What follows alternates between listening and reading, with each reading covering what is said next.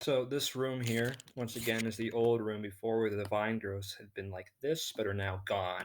There's the 10-foot ledge up here with the door here, and that is actually the path that they could take to get back to that optional loot room. And then this path earlier that I'm going to draw out now was the optional path from earlier, from this chasm here.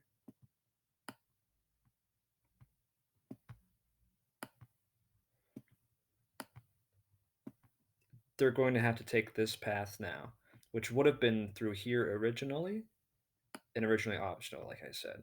So first what we'll do is we'll look at the path as it was originally optionally, and now after that we'll look at how it changed.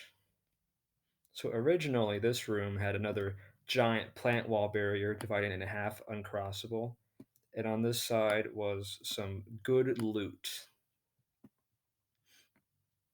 So originally, if the party had chosen the optional route for the loot, they would have had to go through here, into this room here, across here, and through here.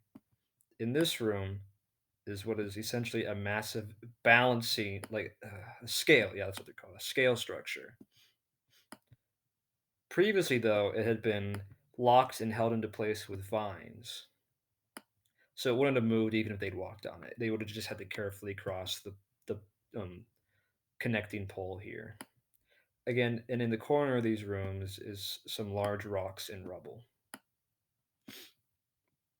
And then in this room here, this water would have continued through down a waterfall and then drained through a hole in the floor. This ledge would have been about 20 feet up, with vines growing up and down for traversal. And in the bottom of this pool here, there would be a chest for loot. The rest of this room would have like a single owl bear here, maybe. Yeah, just a small little combat encounter. And then, of course, now that all the plants have died after they've taken the artifact, they're going to have to travel through here because this entrance has collapsed. So first, this wall dies. They can now pass through here. This chest will still be here, but give them worse loot than you would have if they had gone out of the way to get it, because it's no longer an optional offshoot that they can do. So the loot shouldn't be as good because it's not rewarding them for exploring or taking time to check out other paths. But the main focus of this route is now this giant scale, which no longer having vines locking it in place, they'll have to interact with in order to cross the room. The ledges that these platforms are up on should be about 40 feet up, just too high to climb up normally. So they're going to have to find a way to balance each other because they can walk across this connecting path here,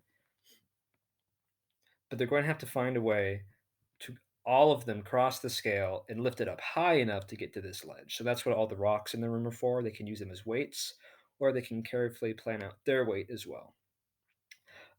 For dungeons, you don't want to propose a single solution because it often locks the party to one path. You want to be open and accepting many solutions. So this is like it's like a sandbox toy essentially.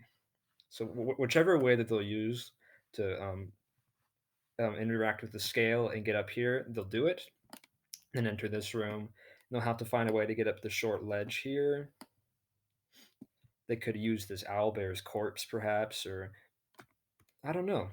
They'll find a way up there. That's the important part. Maybe they could take some dead vines from the previous room, and then they'll enter the chasm room from the side closer to the exit. They'll walk in here, which is where the original entrance was to the Ziggurat, the southern entrance, which is now an exit. And they'll be able to pass through, having safely got out with the artifact and having completed the dungeon.